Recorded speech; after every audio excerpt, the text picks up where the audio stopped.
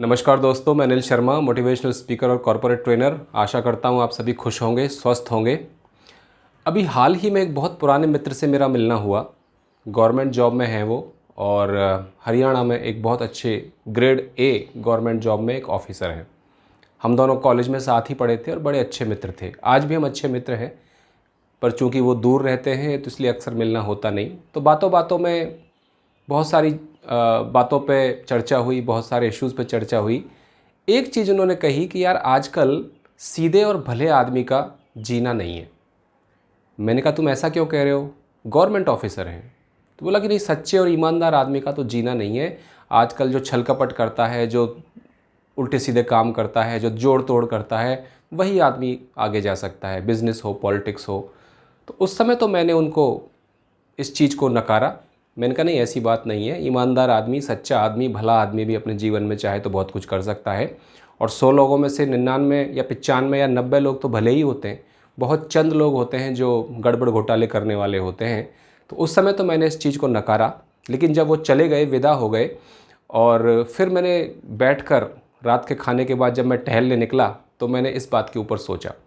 और दोस्तों, मुझे कहीं ना कहीं लगा कि उनकी इस बात में अवश्य ही कहीं ना कहीं तो सच्चाई है। आजकल ईमानदार, भले आदमी, सिद्धांतों पे, मूल्यों पे, मॉरल वैल्यूज़ पे चलने वाला जो व्यक्ति है, वो बहुत मुश्किल, बहुत संघर्ष में उसका जीवन कई बार हो जाता है। चाहे वो करियर हो, चाहे वो समाज का कोई और भी हिस्सा हो और भी भाग हो।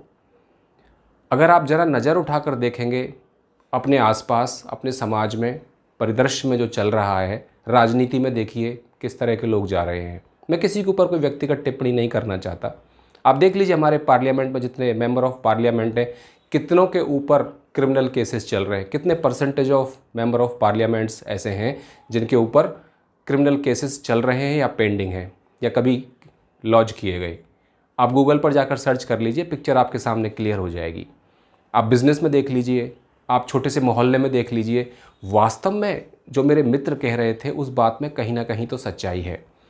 तो मैं सोचने पर मजबूर हो गया, मैं सोचने पर विवश हो गया कि ऐसा क्यों होता है कि अक्सर जो ईमानदार और नैतिक मूल्यों को दिल के करीब रखने वाला व्यक्ति है वो दुखी रहता है, और क्यों जोड़ तोड़ करने वाला, क्यों धूर्त, क्यों कपटी, क्यों बेईमान व्यक्ति तेज़ी से शिखर की ओर चला जाता है। तो मुझे लगा इस विषय पर एक वीडियो बनाना चाहिए। जो मुझे बातें समझ में आती हैं, जो मैंने एनालिसिस करके जो निचोड़ निकाला कि ये कुछ ऐसे कारण हैं जिनकी वजह से ईमानदार और नैतिक मूल्यों पर चलने वाले व्यक्ति, भले व्यक्ति कहीं ना कहीं पीछे रह जाते हैं, कहीं ना कहीं कमज़ोर रह जाते हैं, और धूर्तों, कपटी और बेईमानों के हाथ में सत्ता आ जाती है और वो ताकतवर हो जाते हैं। तो ऐसे क्या कारण हैं? तो इस वीडियो के माध्यम से ऐसे 3 महत्वपूर्ण कारण मैं आपके सामने रखना चाहूँगा, आपके सामने मैं शेयर करना चाहूँगा, और जो मुझे लगता है।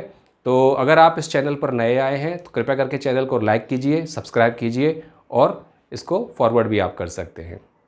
तो सबसे पहला जो कारण मुझे नज़र आता है कि क्यों अक्सर भले लोग दुखी रहते हैं, क्यों अक्सर भले लोगों के पास शक्ति नहीं आती, क्यों अक्सर भले लोग जो करना चाहते हैं, जो समाज में परिवर्तन लाना चाहते हैं, अच्छी चीज़ों को समाज में देना चाहते हैं, अक्सर वो फेल हो जाते हैं, अक्सर वो असफल हो जाते हैं। उसका सबसे बड़ा कारण है कि अच्छे लोग आपस में संगठित नहीं होते।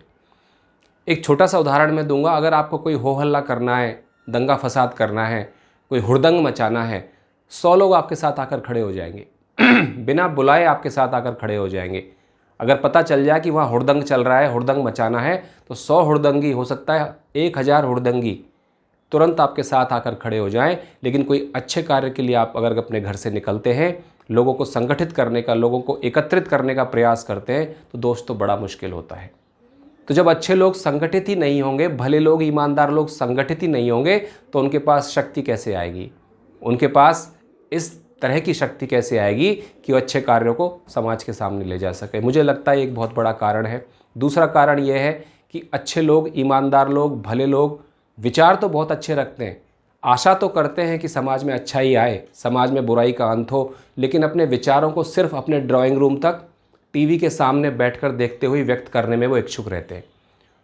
उनको बाहर निकलकर क्रियान्वयन करने में वो दिलचस्पी नहीं रहते। हर कोई चाहता है कि भगत सिंह पैदा तो हो, हर कोई चाहता है कि क्रांतिकारी होना तो चाहिए समाज में, लेकिन क्रांतिकारी मेरे घर में नहीं होना चाहिए। क्रांति पड़ोसी के घर से स्टार्ट हो तो वो अच्छा है। तो दोस्तों, always remember, be the change you want to see in the world. जो आप परिवर्तन दुनिया में देखना चाहते हैं, जो आप परिवर्तन समाज में देखना चाहते हैं, वो परिवर्तन स्वयं सबसे पहले अपने से स्टार्ट करिए। तो ईमानदार भले लोगों का जो मैंने ऑब्ज़र्व किया है मेरे रिश्ते नाते में, मेरे फ्रेंड सर्कल में, और मेरे क्लाइंट, बहुत लंबा चौड़ा क्लाइंट सर्कल है, कि वो अच्छे विचार तो रखते हैं, कि वो अच्छी थॉट प्रोसेसिंग तो है उनकी, अच्छे अच्छे आइडियाज़ तो हैं उनके पास। कितने लोग ऐसे हैं जो आगे बढ़कर उन आइडियाज़ पर अमल करते हैं, पूरी शक्ति, पूरी एनर्जी, पूरे उत्साह और पूरे जुनून के साथ उस विचार को, उस अच्छाई को अमली जामा पहनाने में वो दिलचस्पी रखते हैं। ऑन दी अदर हैंड, जो बेईमान लोग होते हैं, जो धूर्त लोग होते हैं, उनकी ऊर्जा देखिए, उनकी एनर्जी देखिए, उनका उत्साह देखिए, उनका दौड़ भाग देखिए, कितनी एनर्जी लगाते हैं वो। गलत काम है लेकिन कितनी एनर्जी लगाते हैं। तो वेदों और उपनिषदों में सही लिखा है, जगत कर्म प्रधान जगत करि राखा। रामचरितमानस में श्री तुलसीदास जी कहते हैं, कर्म प्रधान जगत करि राखा। तो जो कर्म करेगा दोस्तों, उसको फल तो मिलेगा। तो यदि आप नकारात्मक काम भी कर रहे हैं लेकिन अपनी पूरी ऊर्जा के साथ कर्म कर रहे हैं उस दिशा में, तो रिजल्ट्स तो आने हैं, परिणाम तो आने हैं। इसलिए भले लोग, अच्छे लोग, ईमानदार लोग, अच्छे प्रकार के लोग, भले मानस लोग अपने विचारों को केवल अपने तक ही, या चार दोस्तों के साथ चाय की चुस्कियाँ लेते हुए व्यक्त करने तक ही अपने आप को सीमित रखते हैं। उस विचार को आगे बढ़कर समाज में परिवर्तन लाने के लिए उस पर क्रियान्वयन नहीं करते हैं, और फिर कहते हैं कि हम जीवन की दौड़ में पीछे रह गए। फिर कहते हैं कि अरे समाज में तो बड़ी बुराई बढ़ रही है। फिर कहते हैं कि अरे समाज में तो बड़ा अपराध बढ़ रहा है। एक मोहल्ले में रहने वाले 4 बदमाश लोग उस मोहल्ले में रहने वाले 1000 लोगों को आतंकित करके रखते हैं। 4 बदमाश लोग उस मोहल्ले में, यदि 1000 की आबादी है तो 4 लोग उन 1000 लोगों पर डोमिनेट करके रखते हैं, उनको आतंकित करके रखते हैं। क्यों? क्योंकि वो 1000 लोग, चलो 4 लोगों को निकाल दो, 996 लोग एकत्रित नहीं हो पाते, संगठित नहीं हो पाते, हिम्मत नहीं जुटा पाते, और भेड़ बकरियों की तरह मिमियाते रहते हैं, और 4 लोग उनको डोमिनेट करते हैं। दोस्तों, बड़े परिदृश्य में यही देश में हो रहा है और यही दुनिया में हो रहा है। तो फिर हम चाहेंगे कि कैसे, अगर अच्छाई हम चाहते हैं कि आए, तो कैसे आएगी? अच्छे लोगों के पास भी प्लेटफॉर्म होना चाहिए, भले लोगों के पास भी, ईमानदार लोगों के पास भी, नैतिक मूल्यों पर चलने वाले लोगों के पास भी संगठित होने के प्लेटफॉर्म होने चाहिए, संगठित होने के तरीके होने चाहिए, और ये आपको खुद को ही इनको व्यक्त करना है, खुद को ही इनको ईजाद करना है। तीसरा और सबसे महत्वपूर्ण बिंदु जो आपके साथ शेयर करना चाहूँगा कि क्यों भले लोग ताकत प्राप्त नहीं कर पाते, सत्ता प्राप्त नहीं कर पाते, और क्यों धूर्त लोग बहुत तेज़ी से ज़िंदगी में आगे बढ़ते हैं, वह यह है कि भले ईमानदार और नैतिक मूल्यों पर चलने वाले लोग बहुत जल्दी से हार मान लेते हैं, बहुत जल्दी मैदान छोड़ के खड़े हो जाते हैं, उलझना नहीं चाहते, झंझट में नहीं पड़ना चाहते, बहुत जल्दी गिव अप कर देते हैं। तो दोस्तों, जब आप लड़ेंगे नहीं, बहुत जल्दी गिव अप कर देंगे, अपने अधिकार के लिए डटेंगे नहीं, तो फिर तो हार निश्चित है आपकी।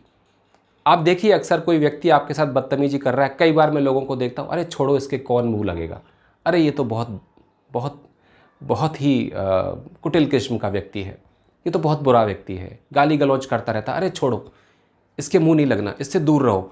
इसका मतलब क्या है?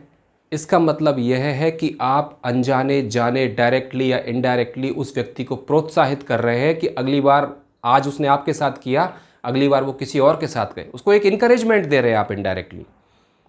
यदि उसका प्रतिकार नहीं करेंगे, यदि उसको रिबुक नहीं करेंगे, यदि उसका विरोध नहीं करेंगे, प्रोटेस्ट नहीं करेंगे, तो उसको तो इनकरेजमेंट मिल रहा है। और यही कारण है कि समाज में बुराई, और समाज में बेईमानी, और समाज में धूर्तता, और समाज में छल कपट इतना बढ़ता जा रहा है, क्योंकि अच्छे लोग उसका आगे बढ़कर प्रतिकार नहीं करते। किसी के फटे में पैर क्यों देना, क्यों फालतू का उड़ता तीर लेना? ये जो एटीट्यूड है, कल को वो उड़ता तीर आपके छाती पे भी आकर लग सकता है। कल को वो जो आग किसी के घर में लगी है, वो आपके घर में भी लग सकती है। इसलिए दोस्तों, अच्छे लोगों को मैं देखता हूँ, ईमानदार भले लोगों को देखता हूँ, बहुत जल्दी गिव अप कर देते हैं, बहुत जल्दी मैदान छोड़ के खड़े हो जाते हैं, और फिर कहते हैं कि दुनिया में बुराई बढ़ती जा रही है, दुनिया में अच्छाई तो दम तोड़ती जा रही है, दुनिया में धूर्त लोगों का बोलबाला है, सीधे अच्छे आदमी का तो जीना ही नहीं है, जैसे मेरे दोस्त कह रहे थे, सरकारी अधिकारी हैं बड़े। तो दोस्तों, मुझे कुछ इम्पोर्टेंट पॉइंट्स नज़र आए। मैंने उनके प्रश्न के बाद काफ़ी मंथन किया, काफ़ी एनालिसिस किया, और उसके बाद मुझे लगा कि इस विषय पर ये बड़ा इम्पोर्टेंट विषय है और इस विषय पर एक वीडियो बनाकर आपके साथ शेयर करना चाहिए। तो दोस्तों, अगर आप चाहते हैं कि समाज में अच्छाई आए, अगर आप चाहते हैं कि दुनिया एक पीसफुल और अच्छा प्लेस बने, तो शुरुआत आपसे ही होती है, शुरुआत आपके घर से होती है, शुरुआत आपके मोहल्ले से होती है, शुरुआत आपके दफ्तर ऑफिस से होती है। मैं आशा करता हूँ आपको वीडियो पसंद आया होगा। यदि वीडियो पसंद आया है तो चैनल को लाइक कीजिए, सब्सक्राइब कीजिए और शेयर कीजिए। Thanks for watching.